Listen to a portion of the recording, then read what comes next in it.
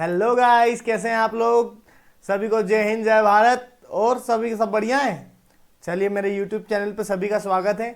तो आइए, आज की जो क्लास है, आज की क्लास हम जो लैंडफॉर्म्स की कर रहे थे उसी में आगे बढ़ाएंगे। हमने अभी माउंटेन्स पढ़े, प्लेट्यूज पढ़े, आज हम बात करेंगे प्लेन्स की। ये आखिरी बात है। अगर हम प्लेन समझ गए तो हम लैंडफॉर्म समझ जाएंगे, या फिर हम बात करें कि एक बार हो गया लैंडफॉर्म हो गया, बस फिर तो हो गया काम।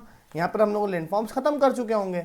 तो आज हम लैंडफॉर्म्स में किसकी बात करेंगे, हम प्लेन्स की बात करेंगे। इसकी बात करेंगे प्लेन्स की। तो प्लेन्स क्या होते हैं, उसमें फिर उसके टाइप्स जैसे कि coastal plain, alluvial plain, karst plain, piedmont plain and their economic significance. जो हम थीम यूज कर रहे हैं वैसी थीम से हम लोग आगे बढ़ेंगे। तो आइए शुरुआत करते हैं। सबसे पहले हम बात जो करेंगे वो बात करेंगे What is a plain? A plain are relatively flat or gently rolling areas of land characterized by their low relief and minimal variation in elevation.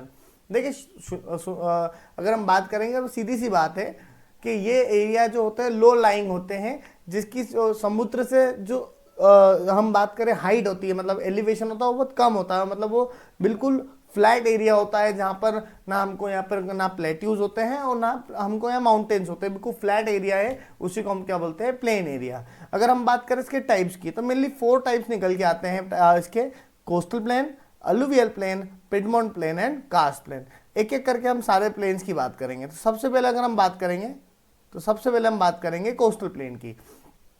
What are the coastal plain? देखिए, ये है भारत, ये भारत का कोस्टल एरिया, ठीक है। ये भारत का क्या है, कोस्टल एरिया है। ये यहाँ पे ये एक तरफ बे ऑफ बंगाल है और एक तरफ अरेबियन सी है, ठीक है। और ये वाला जो एरिया यहाँ से लेकर ये यहाँ तक, ये पूरा क्या एरिया है, कोस्टल प्लेन। ये क्या है, कोस्टल प्लेन। समझ में आया ना। जो समुद्र से लगकर जगह है उसको हम क्या बोलते हैं, coastal plain. Coastal plains are flat और gently sloping areas near coast lines. इसी को कोस्ट लाइन बोलते हैं और इसी के आसपास का जो प्लेन एरिया होता है उसको हम क्या बोलते हैं, coastal plain. They form through the deposition of sediments by rivers, waves and tides. अब क्या होता है, कुछ रिवर्स जैसे कि यहाँ से निकल के कुछ इस तरफ ड्रेन हो रही है, कुछ इस तरफ ड्रेन हो रही है, कुछ इस तरफ ड्रेन हो रही है। इधर माउथ बनते हैं ना रिवर्स के। अब ये माउथ बनते हैं तो ये यहाँ पर क्या होता है, जब यहाँ से जितना सेडिमेंट लाते हैं यहीं डिपॉजिट करते हैं, और यहाँ डिपोजिशन की वजह से हमको एक प्लेन, एक फर्टाइल एरिया देखने को मिलता है। Coastal plains are often fertile, ये भी बात मैंने अभी आपके साथ करी है। They are vulnerable to flooding and storm surges. अब यहाँ फ्लडिंग होने के चांसेस भी होते हैं। कारण क्या है कि समुद्र पास में, अगर यहाँ वॉल्केनिज्म, यहाँ पर अगर समुद्र में वॉल्केनिज्म होता है, ट्रॉपिकल साइक्लोन्स आते हैं, उसकी वजह से यहाँ पे फ्लडिंग होने के चांसेस ज़्यादा होते हैं। फॉर एग्जाम्पल मुंबई में हमको बहुत सारे फ्लडिंग देखने को मिलता है। क्यों? क्योंकि वो मुंबई भी मेनली कोस्टल प्लेन पे ही बसा हुआ है शहर है। समझ में आया। इसलिए मुंबई में हमको ज़्यादा बारिश और ज़्यादा हमको वहाँ पर बाढ़ जैसी सिचुएशंस देखने को मिलती है। वही फिर हम लोग आगे बात करें कुछ और एग्जांपल्स की, तो इंडो गैंगेटिक प्लेन है। ये इंडो गैंगेटिक प्लेन है, इस तरफ वाला ये इंडो गैंगेटिक प्लेन है। या सुंदरबंस वगैरह है तो ये भी एक कोस्टल प्लेन वाले एरिया है। और यहाँ पर gulf coastal plain in USA में हम गल्फ कोस्टल प्लेन है, वहाँ पे इस तरीके से पूरे हमारे यहाँ पर हम कोस्टल प्लेन, हमारे पास कोई कमी नहीं है उसकी। चले नेक्स्ट बात करेंगे हम लोग alluvial प्लेन की। तो what are the alluvial plain? alluvial plains are flat fertile areas formed by the deposition of sediment carried by rivers and streams।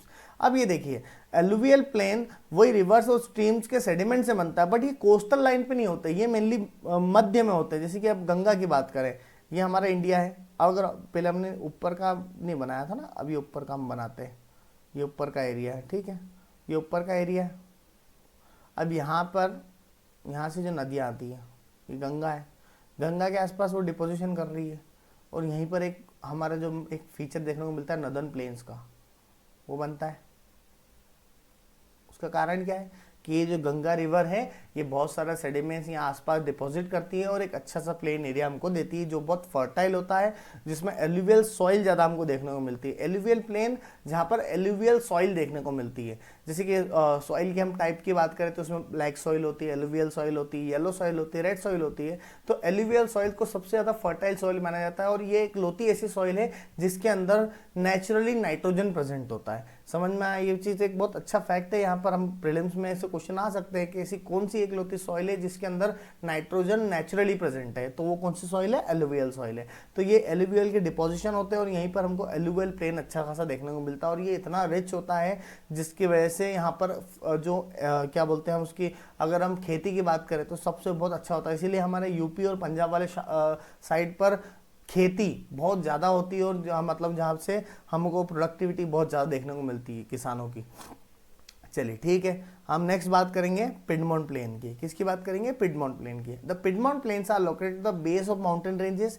They form from the accumulation of eroded sediments from the adjacent mountains. अब जैसे कि देखिए, हम यहाँ पर देखते हैं, ये माउंटेन है, एक है यहाँ पर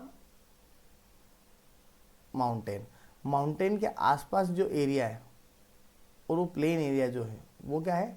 पिडमोंट प्लेन। कौन सा प्लेन है? Piedmont plain. देखिए अब ये जो एरिया है ना, अब यहाँ से जो सेडिमेंट्स निकल के आ रहे हैं, यहाँ से जो इरोड होके आ रहे हैं वो यहाँ डिपॉजिट होंगे और यहाँ पर एक अच्छा सा प्लेन बनाएंगे जिसको हम क्या बोलेंगे? Piedmont plain. समझ में आया यहाँ तक? कोई दिक्कत, किसी को समस्या परेशानी?